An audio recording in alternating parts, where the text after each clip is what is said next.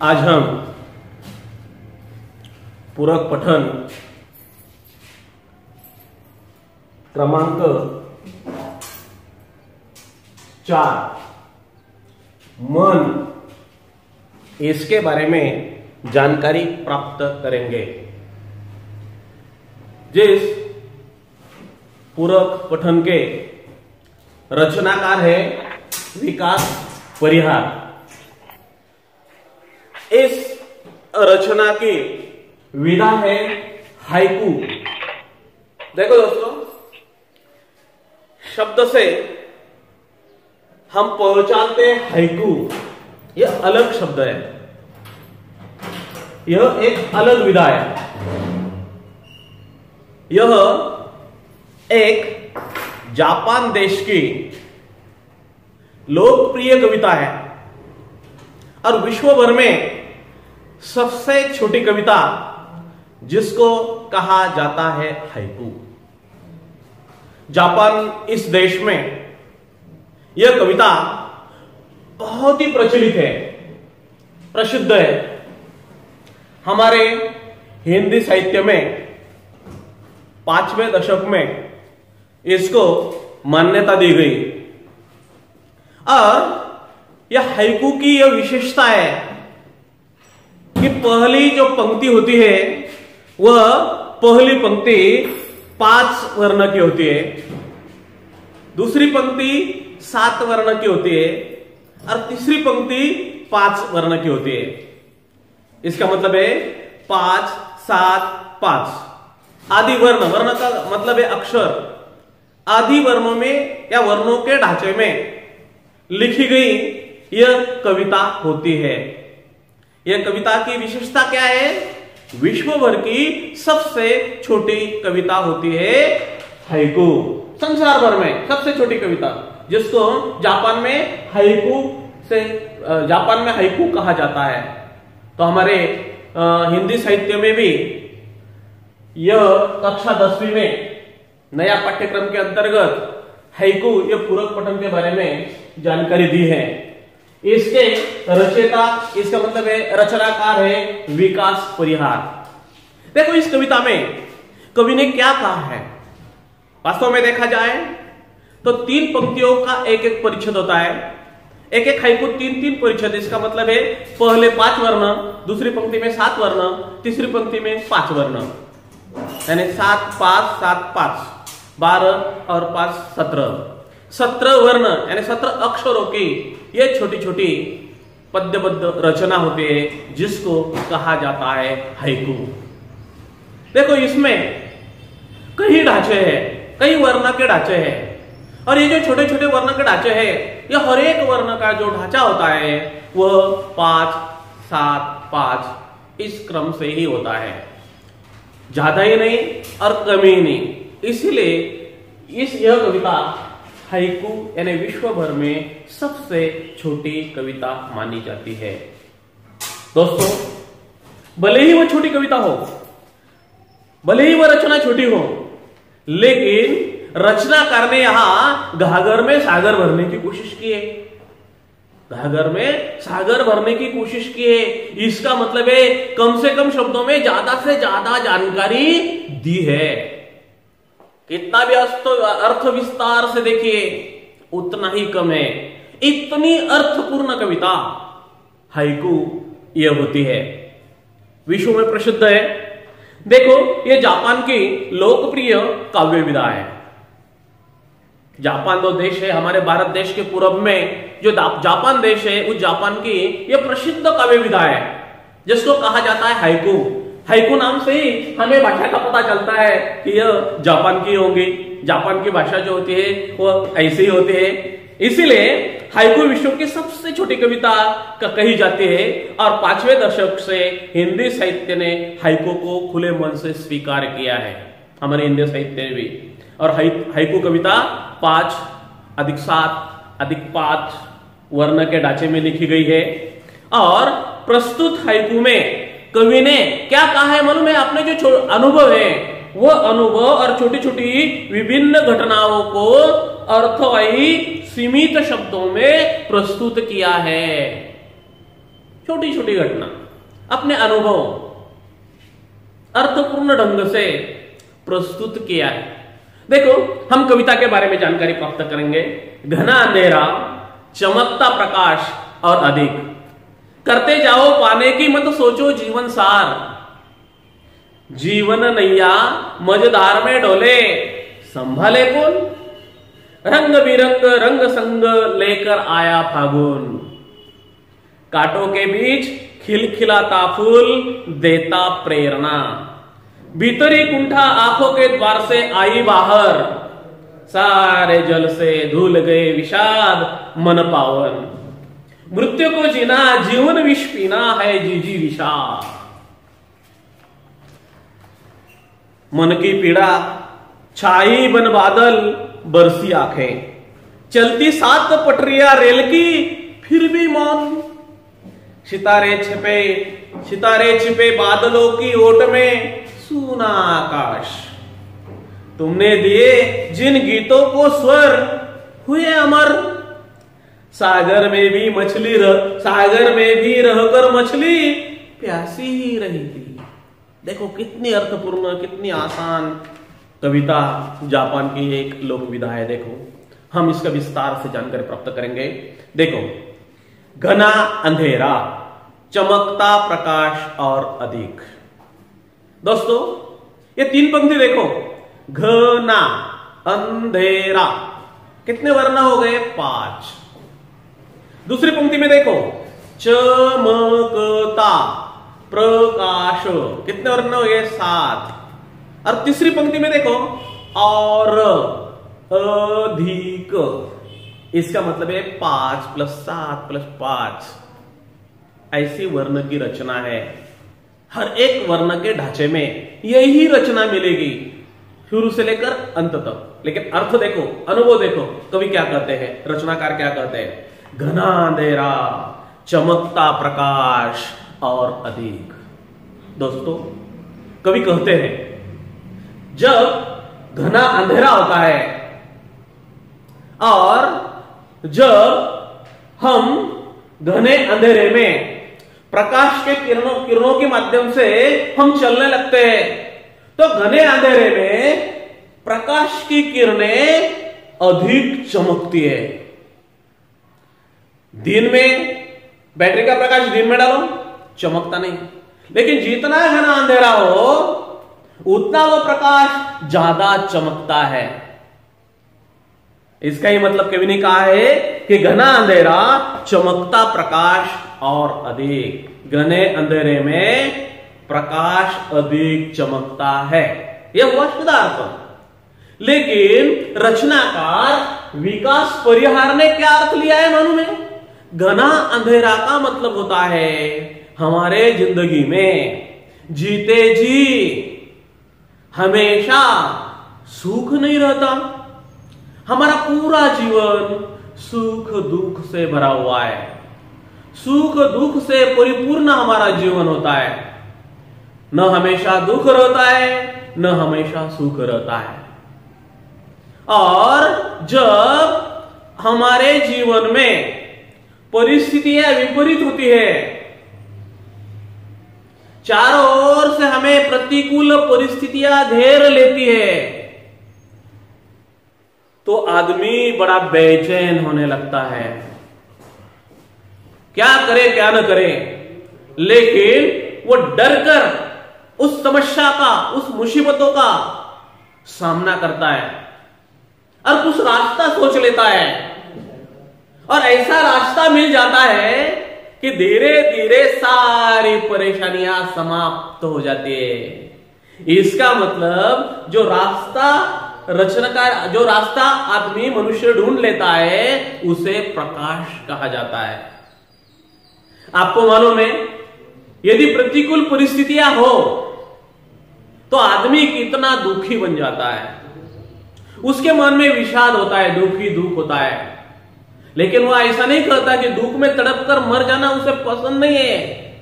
वह डट कर सामना करता है, हर मुसीबतों का सामना करना पड़ता है, और वह आगे आगे तरक्की करने का प्रयास करता है, और धीरे धीरे ये समस्या खत्म होती है और सुख के दिन आने लगते हैं। विपरीत परिस्थितियां क्यों न हो, अनुकूल परिस्थितियां आ जाती है। इसका मतलब है यह हमारा जीवन, आदमी का जीवन सुख दुख से परिपूर्ण है, भरा हुआ है।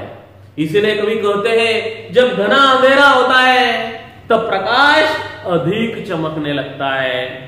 जब विपरीत परिस्थितियां आती है, मुसीबत ही मुसीबत, दुख ही दुख हमारे जीवन में होता है, तो धीरे धीरे हम क्या करते हैं, उसको कम करते हैं और प्रकाश की रोशनी दिखाई देती है। और वो रोशनी भी कैसी, चमकदार होती है। पूरे दुख, सारी परेशानियां हट जाती है और हम फिर सुखी बन जाते हैं, खुशी मनाते हैं। देखो वास्तव में कहा जाए तो कितने वर्ण की कविता होती है, 5 + 7 + 5, इसका मतलब है 17 वर्ण की कविता है। 17 वर्ण के ढांचे में लिखी गई है, 3 पंक्ति 1 ढांचा, लेकिन कितना अर्थ भरा हुआ है। इस 3 पंक्ति से हम क्या सीखते हैं मालूम है? आदमी पर कितनी भी मुसीबत क्यों ना आए, कितना भी दुख क्यों ना आए, डटकर सामना करना चाहिए, डरना नहीं चाहिए।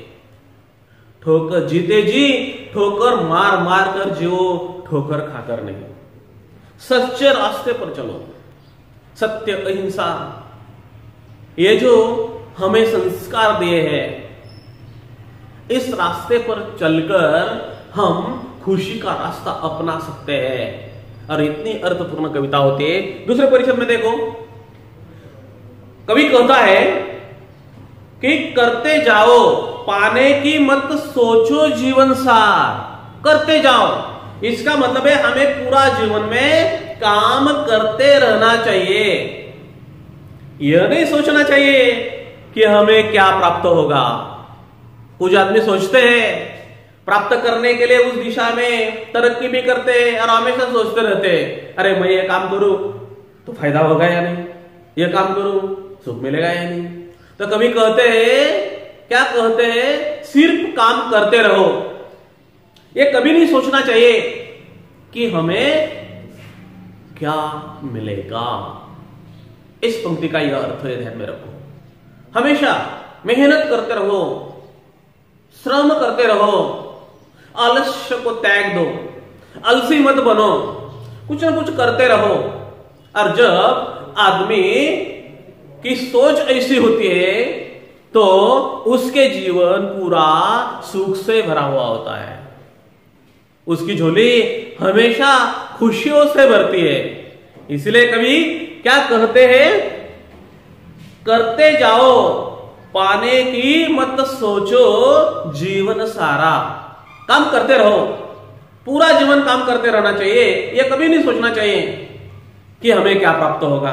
सिर्फ काम करो, मेहनत का फल मीठा होता है और यदि हम मेहनत करेंगे तो सफलता मिलने वाली है। इसीलिए मेहनत करते समय यह कभी नहीं सोचना चाहिए कि हमें क्या मिलेगा। करते जाओ, करते जाओ, करते जाओ, सफलता अपने आप आपके कदम चूमेगी। ये ध्यान में रखो, आज नहीं तो कल सफलता तुम्हारी कदम चूमेगी। तीसरी पंक्ति देखो, जीवन नैया मजेदार में डोले, संभाले कौन। देखो कितनी अर्थपूर्ण कविता है। जीवन नैया, जीवन नैया का मतलब है हमारा जीवन रूपी ये जो नैया है, ये जीवन रूपी नाव है, जहाज है। जीवन रूपी ये नैया, नाव है, ये संसार सागर में डगमगा रही है। जैसे सागर होता है, सागर में नाव चलती है, आंधी आती है, तूफान आता है और सागर में ज्वार भाटे देखे जाते हैं, भरती ज्वार भाटे, या ऊंची ऊंची लहरें उठती है और नीचे गिरती है। और यदि सागर में ना हो और ऐसी परिस्थितियां हो तो हम क्या करते हैं, बहुत डर जाते हैं। अभी क्या करें, अभी क्या करें, ऐसी परिस्थिति आ जाती है। इसीलिए इस संसार रूपी ये जो नाव है, ये संसार रूपी सागर में हमारी तैर रही है।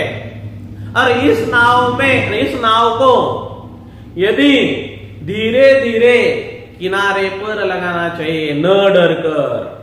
यदि हम डर गए तो ये जीवन नैया सागर में डूब जाएगी और पूरा जीवन हमारा दुख ही दुख हो जाएगा, हम मर जाएंगे।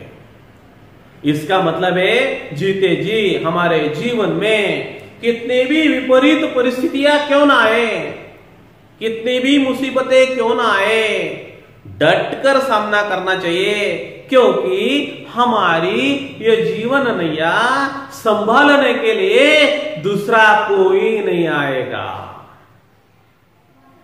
ये जीवन रूपी नाव को, नैया को हमें ही संभालना पड़ेगा ऐसी विपरीत परिस्थितियों में। और ये विशाल संसार रूपी सागर में सागर को पार करना चाहिए और धीरे धीरे उस जीवन रूपी नाव को, नैया को पार लगाना चाहिए, बेड़ा पार करना चाहिए, दुख को दूर करना चाहिए, कष्ट करना चाहिए। हम यदि यह सोचने लगे इस जीवन रूपी नाव संसार रूपी सागर में तैर रही है और उसे बचाने के लिए कोई आएगा, वो डूब रही है, कोई आपको बचाने के लिए नहीं आएगा। यह जीवन रूपी नाव को हमें कप्तान रूपी, हम कप्तान होते हैं और हमें ही प्रयास करना चाहिए और खुद हम प्रयास करेंगे और धीरे धीरे उस जीवन रूपी नाव को किनारे हम लगा सकते हैं। इसका मतलब है हमारी सुरक्षा हम स्वयं करेंगे, दूसरा कोई नहीं आएगा। ध्यान में रखो, इस संसार में जब विपरीत परिस्थिति आती है, मुसीबतें आते हैं, आदमी दुख से घिरा हुआ होता है तो उसे बचाने के लिए कोई नहीं आता।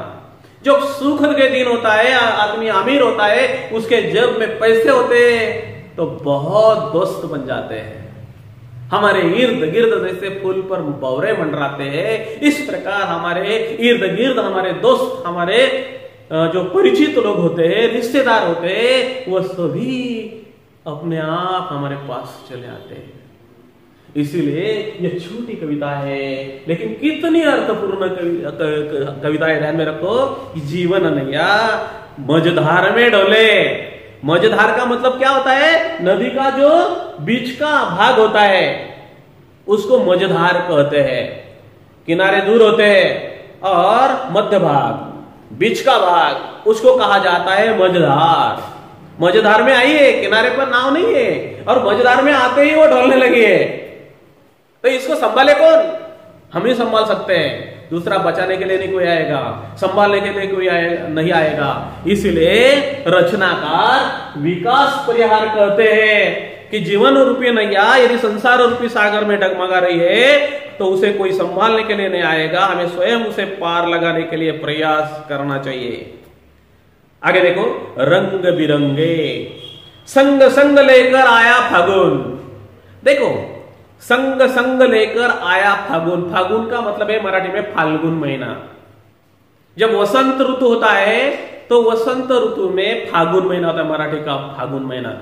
इस परिषद में 2 महीने आए हैं, कौन से? फागुन और बसंत, यानी वसंत ऋतु कहा जाता है।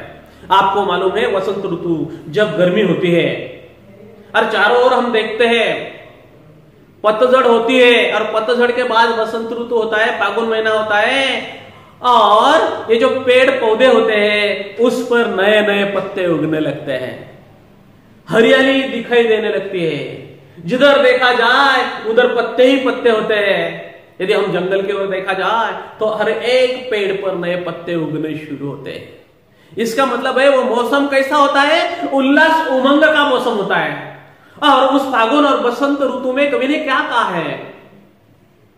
हमारे जीवन में कितना भी दुख क्यों न हो, कितनी मुसीबतें क्यों न हो, कितनी भी विपरीत परिस्थितियां क्यों न हो, लेकिन यह फागुन महीने का वसंत ऋतु में जो बदलाव आता है वो बड़ा मनमोहक होता है, मन को लुभाने वाला होता है, मन को आकर्षित करने वाला होता है।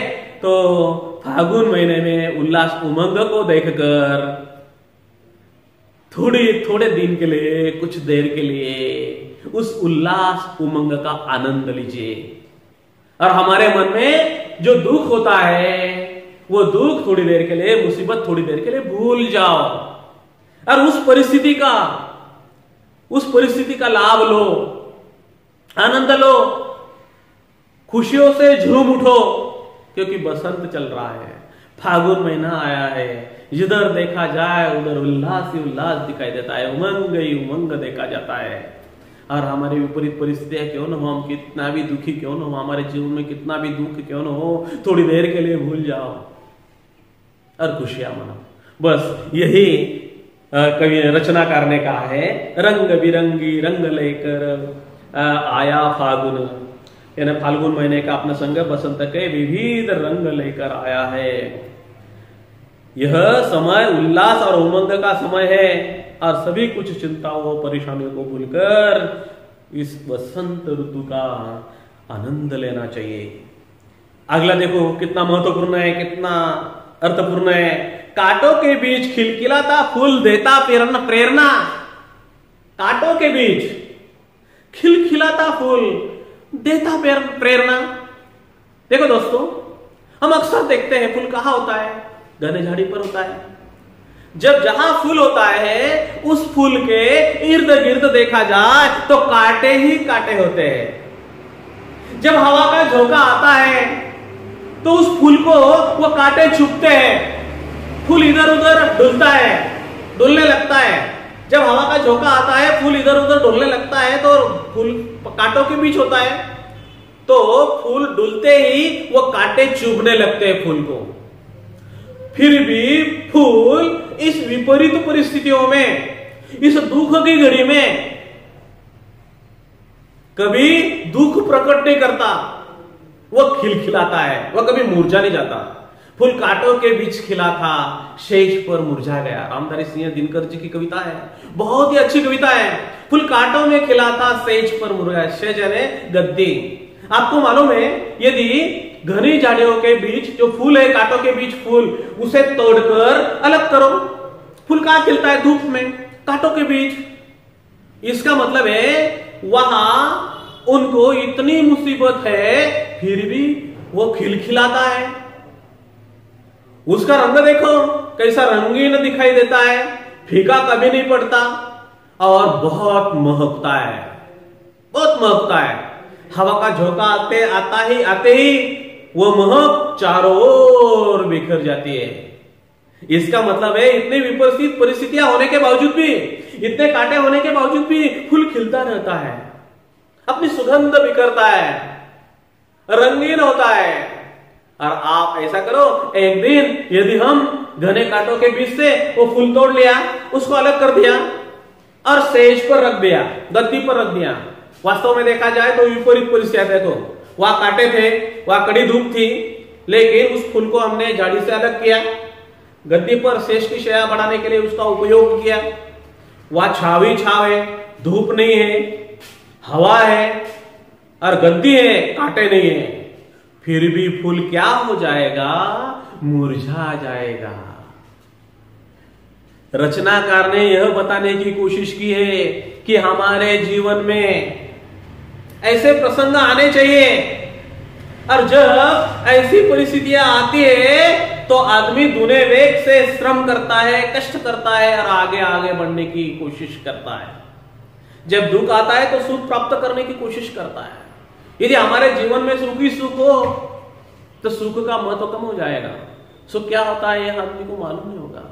इसलिए जब दुख आता है तो आदमी कहर आता है और आदमी आंसू क्या करना बहाने लगता है, दर्द महसूस करने लगता है। तब उसे मालूम होता है नहीं, सुख चाहिए। तो कांटों कांटे के बीच यानी फूल का उदाहरण हम ले सकते हैं, फूल का आदर्श हम ले सकते हैं। कितनी भी विपरीत परिस्थितियां क्यों न हो, कितना भी तूफान क्यों न हो, कितनी भी बारिश क्यों न हो, कितनी भी कड़ी धूप क्यों न हो, कितने भी कांटे क्यों न हो, फिर भी खिलते रहना, यह उसका एक महत्वपूर्ण गुण है। सिर्फ फूल खिलता ही नहीं, महकता भी है।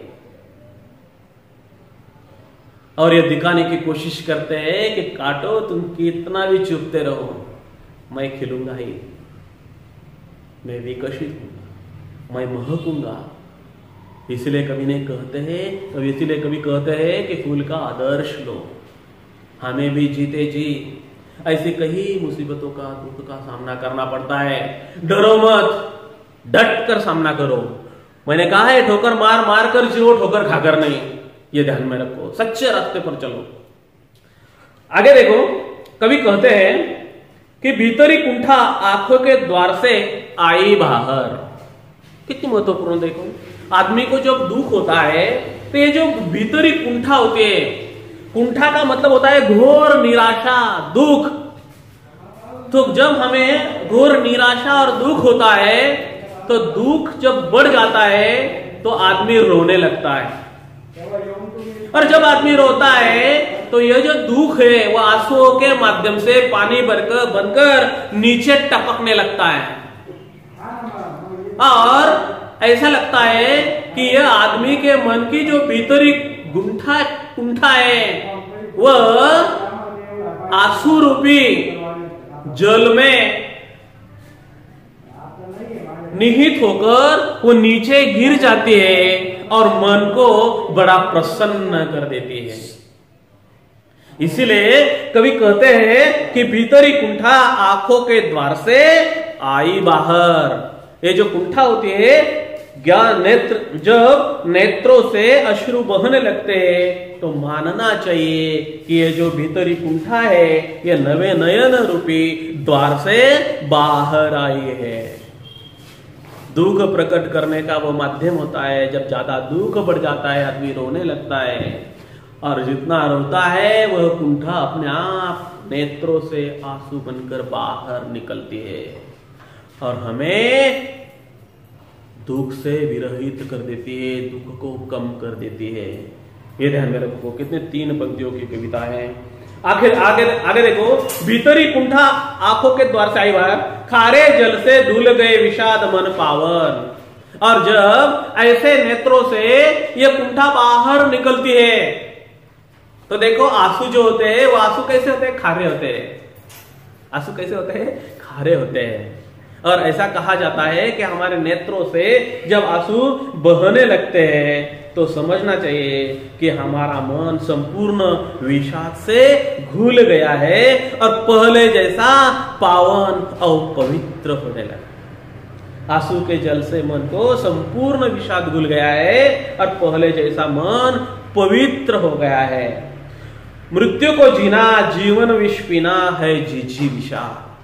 जीजी विषा का मतलब है जीने की इच्छा। प्रत्येक मनुष्य के जीवन में ये जो परेशानियां हैं, चिंताएं हैं और ये जो अप्रिय प्रसंग है, ऐसे में जीवन रूपी संग्राम में यदि रहना है तो हमारी जीजी विषा इसका प्रमाण है। हमें जीने की तमन्ना है, हमें जीने की इच्छा है, इसीलिए हम ये सब क्या करते हैं? दुख भी पी जाते हैं। विपरीत परिस्थितियां कितनी भी हो उसे दूर करने का प्रयास करते हैं, क्योंकि हमें जीवन बहुत प्यारा लगता है।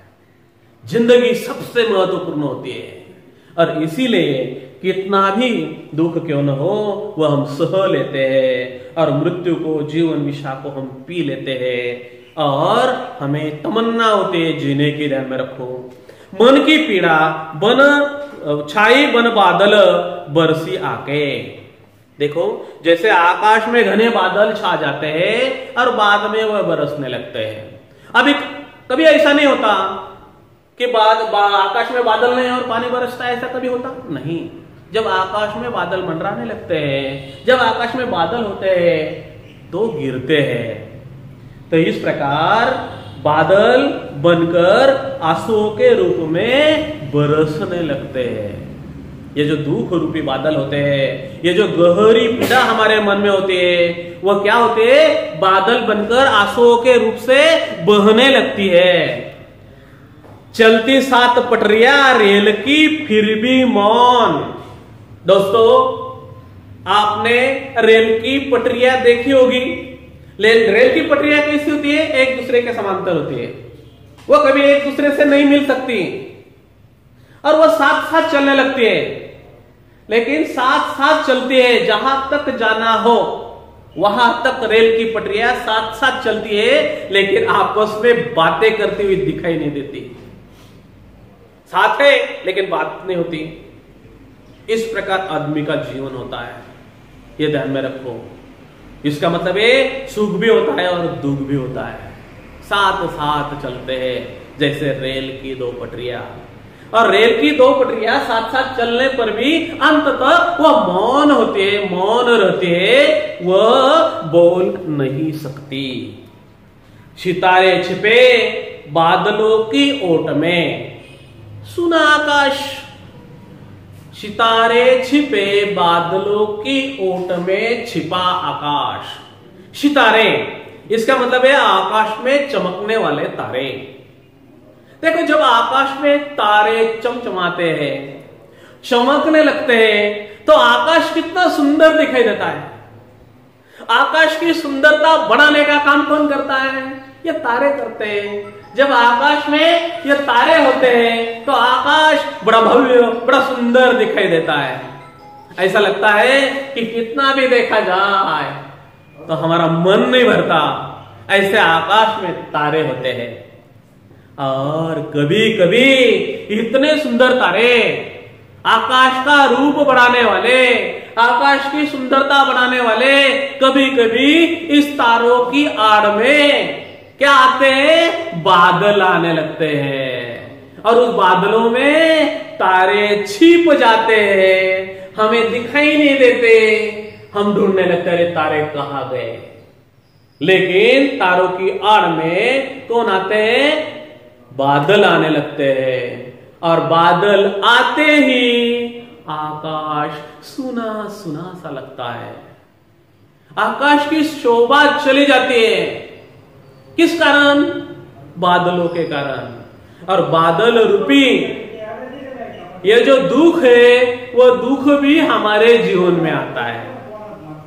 आकाश रूपी इतना सुंदर जीवन होता है, यदि वो बादल आ गए तो आकाश सुना लगता है। इसी प्रकार हमारा जीवन होता है। जीवन में यदि परेशानियां आ गई, दुख आ गया, तो हमारा जीवन भी सुना सुना सा लगता है, उदास लगने लगता है।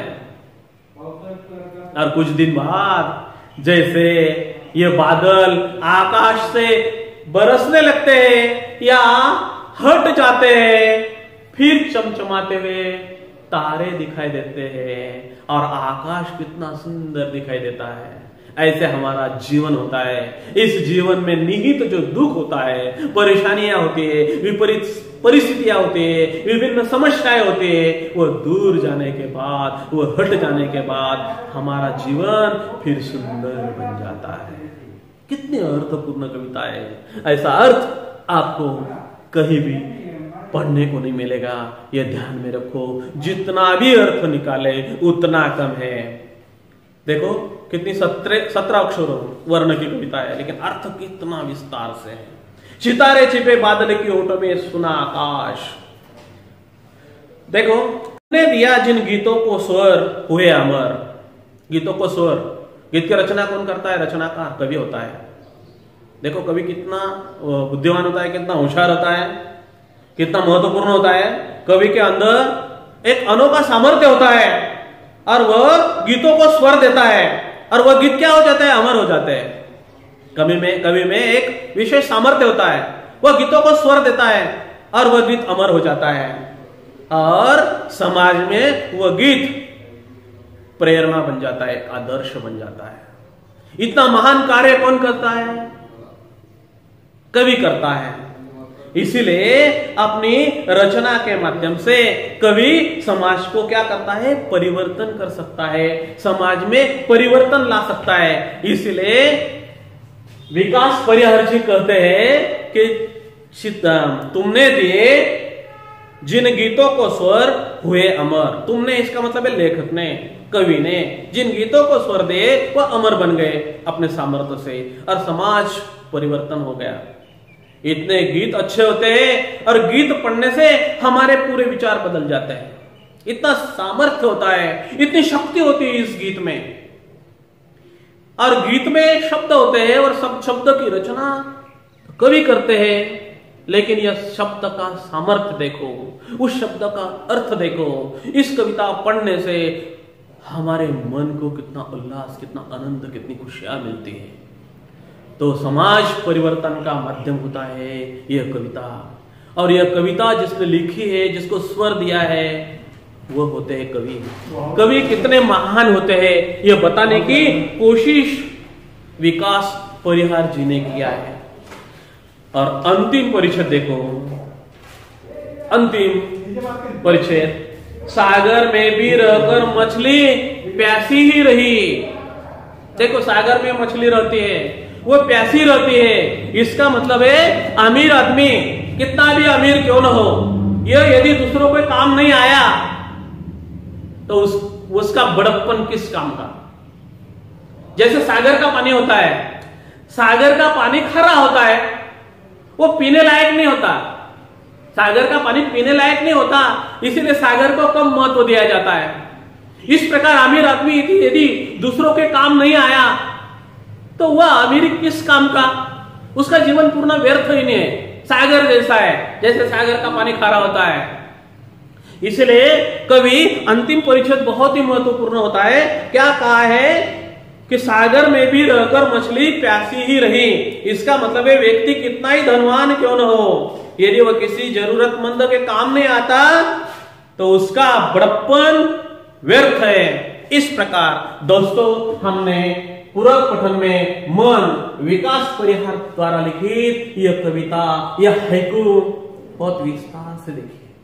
तो इस पर हमारा जो ये पूरक पठन के नीचे पाठ्य किताब में जो सवाल आए हैं वो सवाल के बारे में सवाल पढ़ो और उत्तर देना कितना आसान है। देखो प्रस्तुत कविता में कहा है कि हाइकू में प्रयुक्त महीना और उसका ऋतु। प्रयुक्त महीना कौन सा है? प्रयुक्त महीना है फागुन। ऋतु कौन सा बताया है? बसंत ऋतु बताया है। और यह केंद्रित भाव दिया है, देखो चलती सात पटरिया रेल की फिर भी मौन, कांटों के बीच खिलखिलाता फूल देता प्रेरणा। ऐसे एक रचना दी, 3 पंक्ति दी जाएगी, एक छोटी रचना होगी और इसका विस्तार मैंने जैसा बताया ऐसा करो। एक है देखो जोड़िया लगाओ, यह भी प्रश्न आ सकता है। और यह कविता, यह पूरक पठन कंठस्थ करो। यदि हमने कंठस्थ किया तो हम आसानी से उस जवाब लिख सकते हैं। कौन सी भी कृति कितनी भी कठिन क्यों न हो तो हम आसानी से लिख सकते हैं। नमस्कार।